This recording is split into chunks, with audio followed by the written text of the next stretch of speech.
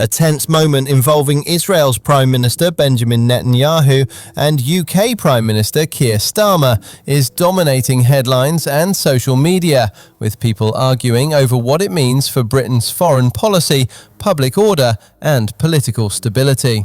Supporters call it decisive, critics call it dangerous, and across the UK, emotions are running hot. Overnight, police lines reportedly formed in parts of London.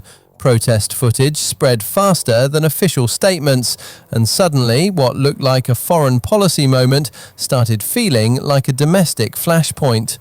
And this is where it takes a turn. This story is trending because it hits three pressure points at once: international conflict, domestic politics, and public tension. When those collide, every word from leaders gets clipped, shared, and interpreted within minutes. A careful sentence can be framed as weakness. A firm sentence can be framed as provocation. Once that framing spreads, it becomes the story. At the centre is a question the UK keeps returning to. What role should Britain play right now? Some want firm alignment and clear statements. Others want restraint and de-escalation. And many people are exhausted, feeling like global crises keep landing on the doorstep of everyday life, while daily stress never really lets up. Starmer is under pressure from multiple directions. He has to look steady and diplomatic, reassure allies, and avoid inflaming tensions at home.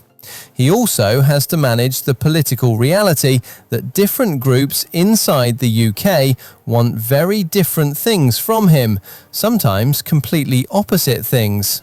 And he has to do it knowing that any perceived misstep can trigger backlash in Parliament, in the press, and on the streets. But here's the detail most people miss. In moments like this, perception moves faster than policy. Netanyahu remains one of the most polarizing leaders on the global stage. Supporters see strength and security. Critics see escalation and hardline decisions. And that divide doesn't stay overseas. It echoes across Europe, across the UK, and across social media, where nuance gets buried and short clips replace full context. So when the narrative becomes Netanyahu versus Starmer, it's not always a personal feud, it's a collision of expectations. Is the UK standing firm, standing back, or standing in the wrong place entirely? And this is where it takes another turn. The UK reaction becomes the real story. Here's a question for you, because this is where opinions split hard. Do you think Starmer should take a firmer stance here, or would that only make things worse? Because public response can move faster than government action. Protests can form quickly. Counter-protests can follow. Online arguments can spill into the streets. And even when most people remain peaceful, the atmosphere can still feel unstable, like one spark could trigger a wider confrontation. Clips circulating online show heated scenes, chanting crowds, police lines, tense exchanges between opposing groups. Depending on where you stand, those images look like democracy in action or a country losing control. And that framing matters because it shapes emotion before anyone checks what's confirmed, what's missing, and what's been cut out. Here's why this matters more than it looks. Starmer's job is to lower the temperature, but politics rewards strong signals. When people are angry, they demand certainty. When people are afraid, they demand protection. When people feel unheard, they demand someone to blame. And when people feel morally certain, they don't want compromise. They want validation. And this is where leadership becomes less about policy and more about psychology. That creates a trap. Speak too cautiously, and critics call it weak. Speak too forcefully, and critics call it inflammatory. Try to balance both, and critics call it evasive. In polarized moments, moderation can be read as cowardice, and clarity can be read as aggression. Even silence becomes a statement because people fill the gap with their own assumptions. Meanwhile, the chaos narrative spreads because it's dramatic and shareable. But it can also be misleading because a few intense scenes can make an entire country look like it's erupting.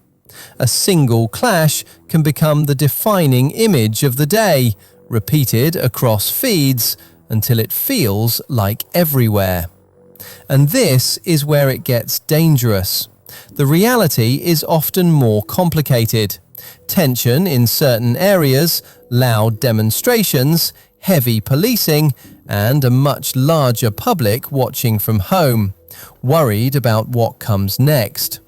People worry about safety, about community cohesion, and about whether politics is making everyday life more unstable. They also worry about being misrepresented, judged by the worst clip on someone else's timeline. Here's the midpoint twist. The story stops being only about foreign policy and becomes about identity inside the UK. Because the UK isn't reacting as one unified crowd. It's reacting as many communities at once, each with different histories, different fears, and different expectations of government. For some, the priority is security and solidarity with an ally. For others, the priority is humanitarian concern and opposition to escalation. For many, it's simply keeping streets calm and daily life normal. And this is the part that decides what happens next. So what happens now comes down to three things. First, messaging. Does Starmer deliver a clear, consistent line that reduces confusion? Or does the message shift under pressure? In a crisis, inconsistency becomes fuel and people start assuming the worst. Second, public order. Can demonstrations remain peaceful and separated, or do flashpoints keep appearing? The difference between tense and chaotic is often a few moments in a few places, captured on camera and amplified online.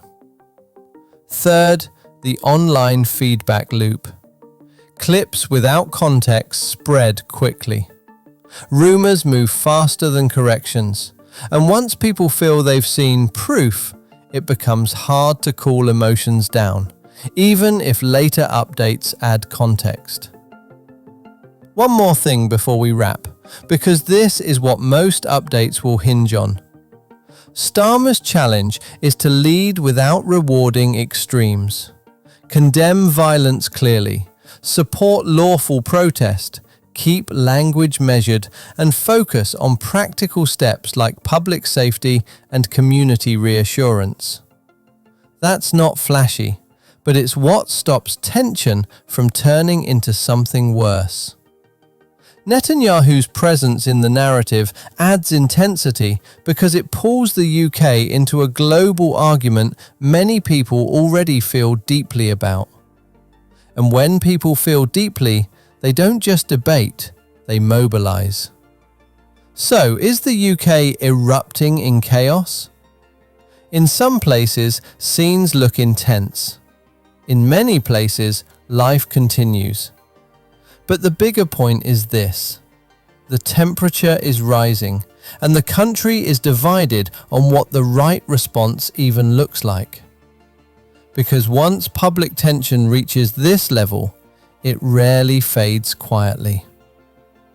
If you want the next update as this develops, subscribe, because the next few days will show whether this tension cools down or spreads.